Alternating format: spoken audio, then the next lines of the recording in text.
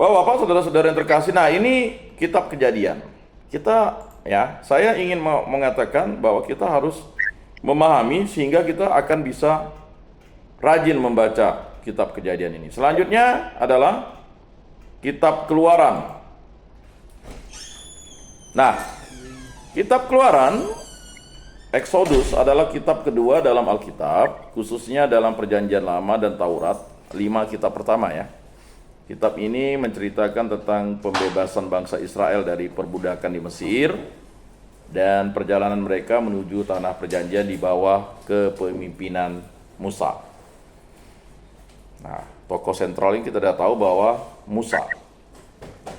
Kisah ini menjadi pusat teologi Yahudi dan Kristen tentang pembebasan, perjanjian, dan hubungan antara Allah dan umatnya. Nah, lalu kita akan lihat ringkasan isi kitab Keluaran. Yang pertama adalah perbudakan di Mesir, Keluaran bab 1 sampai bab 2. Nah, kalau kita baca Keluaran itu, pada bab 1 sampai bab 2 adalah perbudakan di Mesir.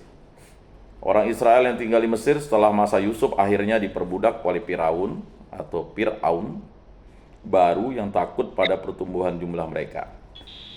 Jadi yang awalnya jumlah bangsa atau suku Israel itu ya kurang lebih masuk ke tanah Firaun kurang lebih 70 orang menjadi berkembang menjadi bangsa ya. Di tengah penderitaan ini Musa lahir dan diselamatkan dari kematian oleh putri Firaun. Nah, ya. Jadi yang menyelamatkan Musa, makanya Musa itu kan artinya yang ditarik dari air, yang diselamatkan dari air. Ya. Kemudian yang kedua, panggilan Musa dan 10 tulah. Nah ini menjadi sesuatu yang sangat menakutkan ya. Jadi kata tulah itu sudah dipahami. Jadi kalau misalnya kita ngelawan orang tua tulah nanti, nah mungkin ya itu diambil inspirasinya dari kitab Keluaran itu. Tapi tulah yang dimaksud itu berbeda dengan tulah yang ini sebenarnya ya bukan tulah, itu dosa kalau melawan orang tua kan. Tulah dan dosa itu ya konsekuensinya berbeda ya. Nah, panggilan Musa dan 10 tulah, Keluaran bab 3 sampai bab 11. Tuhan memanggil Musa dari dalam semak yang menyala untuk membebaskan Israel. Jadi Tuhan menampilkan dirinya dalam semak yang menyala, ya, tapi tidak terbakar. Ya, untuk membebaskan bangsa Israel. Padahal Musa adalah orang berdosa. Dia akan lari dari ibunya, ibu asuhnya, atau dari bangsanya ketika dia membela bangsanya dan membunuh seorang Mesir. Jadi dia karena membunuh orang Mesir dia akan dihukum oleh Fir'aun walaupun dia adalah anak angkat Fir'aun dari putri Fir'aun. Jadi tidak ada persoalan tuh. Yang namanya menegakkan hukum kan. Jadi Musa dan saudaranya Harun ya menghadapi Fir'aun. Tetapi Fir'aun menolak melepaskan Israel. Ya. Akibatnya Tuhan mendatangkan 10 tulah atas Mesir, termasuk tulah terakhir yang paling mematikan, yaitu kematian anak sulung Mesir. Nah ini, jadi yang tulah ke-10 bagi bangsa Mesir itu sangat mematikan, karena anak sulung seluruh bangsa Mesir pada waktu itu mati. Dan ya, anak sulung Fir'aun ini juga ya. Jadi nama Fir'aun ini kaisar ya. Kalau bangsa Romawi kaisar. Jadi kalau misalnya di daerah tertentu sultan. Nah, jadi Fir'aun ini itu nama pemimpin atau penguasa di Mesir waktu itu, Fir'aun. Misalnya di Indonesia presiden. Nah, begitulah ya. Jadi nama penguasa. Dia adalah kepala negara dan kepala pemerintah, Fir'aun. Kemudian yang ketiga, Paskah dan keluaran dari Mesir. Keluaran bab 12 sampai 15. Nah, ini menceritakan Paskah dan keluaran dari Mesir. Tuhan memerintahkan bangsa Israel untuk merayakan Paskah, Passover. Jadi Paskah, Passover, ya, keluaran. Keluar dia. Di mana mereka menandai rumah mereka dengan darah anak domba agar malaikat maut melewati mereka. Nah ini.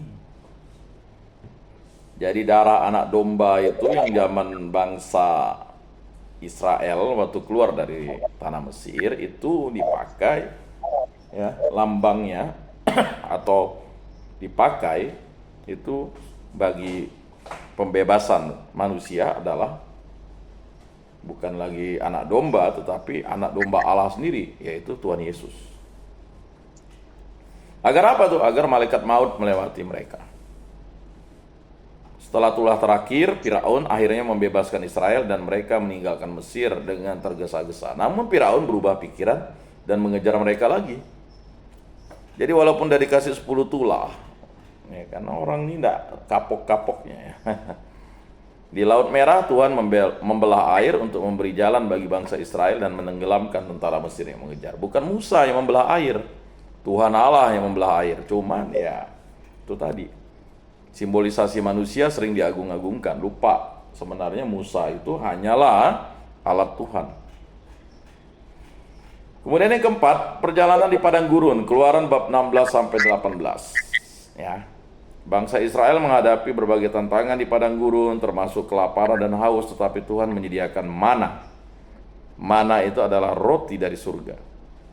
Lalu burung puyuh dan air bagi mereka. Bayangkan, ya. Disediakan mana, burung puyuh, dan air. Mereka juga menghadapi serangan dari bangsa Amalek, tetapi Tuhan memberi mereka kemenangan. Jadi bangsa Amalek itu adalah bangsa yang menguasai padang gurun pada waktu itu.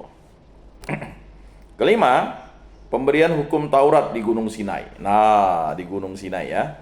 Keluaran bab 19 sampai 24. Nah, ini ya hukum Taurat yang menjadi pegangan bangsa Israel, bangsa Yahudi sampai sekarang. Bangsa Israel tiba di Gunung Sinai di mana Tuhan mengadakan perjanjian dengan mereka dan memberikan 10 perintah Allah, Dekalog. Jadi ada 10 perintah Allah, Dekalog namanya. Bukan Pangalog. Kalau Pangalog itu bagi orang Ahe itu pembohong. Ini Dekalog. 10 perintah Allah. Ya, kalau kita melawan Dekalog jadi Pangalog kita. Ya. Hukum ini menjadi dasar hubungan antara Tuhan dan Israel yang dipanggil untuk menjadi umat pilihannya. Nah ini. Dan 10 perintah Allah ini sampai sekarang menjadi moral Kristiani. Bagi umat Katolik ini 10 perintah Allah ini merupakan suatu dasar moral Kristiani. Begitu juga bagi umat Kristen yang lainnya ya. Jadi kalau melanggar 10 perintah Allah ini bukan dihitung dari jumlah yang dilanggar. Ya, melanggar salah satu sudah berdosa. Ya. Nah, jelas di situ ya. Keenam, pembangunan kemah suci dan hukum ibadah. Keluaran bab 25 sampai 31. Jadi Tuhan memberikan perintah rinci tentang pembangunan kemah suci, tabernakel. Nah, ini ya. Banyak yang tidak memahami itu tabernakel itu. Tabernakel itu adalah kemah suci. Maka di gereja Katolik itu ada tabernakel. Itu dalam Keluaran 25 bab 25 sampai 31 itu disebut dengan kemah suci. Mengapa kemah suci dan tabernakel itu? Karena itu bersemayam, ya, Roh Allah bersemayam, tubuh dan darah Kristus. Maka dalam gereja Katolik itu tabernakel itu ketika ya kita datang ke gereja Katolik lalu kita berlutut, itu kita menyembah Tuhan Yesus Kristus yang ada di tabernakel itu. Ya. Jadi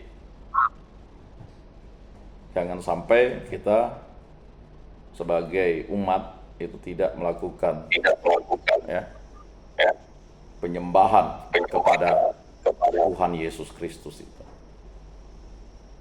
Nyelonong-nyelonong ya masuk gereja Katolik. Wah, itu merepotkan kita.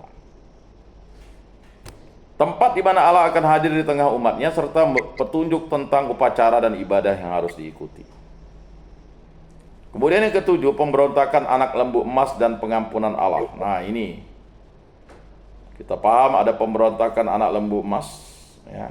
Keluaran bab 32 sampai 34, di mana Musa ya naik ke Gunung Sinai, lalulah mereka berpikir Musa mati karena memang naik di sana tidak akan mungkin hidup. Ya. Petir kilat menyambar terus di atas itu, dan Harun saja itu harus menunggu di kaki gunung itu. Tetapi karena melihat Musa dianggap mati, mereka mulai melakukan pemberontakan anak lembu emas. Ketika Musa berada di Gunung Sinai untuk menerima hukum dari Tuhan, bangsa Israel membuat anak lembu emas dan menyembahnya. Tuhan marah, tetapi Musa memohon pengampunan bagi mereka, dan Allah berjanji untuk melanjutkan perjalanannya bersama mereka. Jadi peran Musa ini sebagai penyambung lidah Tuhan, dan dia sebagai nabi yang berkenan di hadapan Tuhan untuk menyelamatkan umat Israel. Nah itu, ya, menyelamatkan umat Israel dari mana? Dari hukuman Tuhan saja, bukan dari menyelamatkan umat Israel itu untuk sampai ke Allah dan tinggal di tempat abadi Allah, itu harus melalui perantaran Mesias, gitu Pak. 8. Pembangunan kemah suci, Keluaran bab 35 sampai 40. Setelah menerima hukum-hukum tersebut, bangsa Israel dengan setia membangun kemah suci seperti yang diperintahkan Tuhan. Kitab ini diakhiri dengan kemuliaan Tuhan yang memenuhi kemah suci. Makanya kitab Keluaran itu hanya 40 bab atau 40 pasal saja. Kalau kitab Kejadian kan 50 bab. Nah, kitab Keluaran 40 bab atau 40 pasal. Bapak-bapak, saudara-saudara yang terkasih, tema-tema utama kitab Keluaran yang pertama pembebasan. Nah, itu temanya adalah pembebasan. Kitab Keluaran itu tema-tema utamanya itu yang pertama adalah pembebasan. Kisah Keluaran menjadi simbol pembebasan dari perbudakan, baik secara fisik maupun spiritual. Tuhan adalah pembebas yang menyelamatkan umatnya dari penindasan dan membawa mereka menuju kebebasan. Jadi itu ya. Berikutnya tema yang kedua dalam kitab Keluaran adalah perjanjian. Tuhan membuat perjanjian dengan Israel di Gunung Sinai, di mana mereka dipanggil untuk menjadi umat yang kudus dan menaati hukum-hukum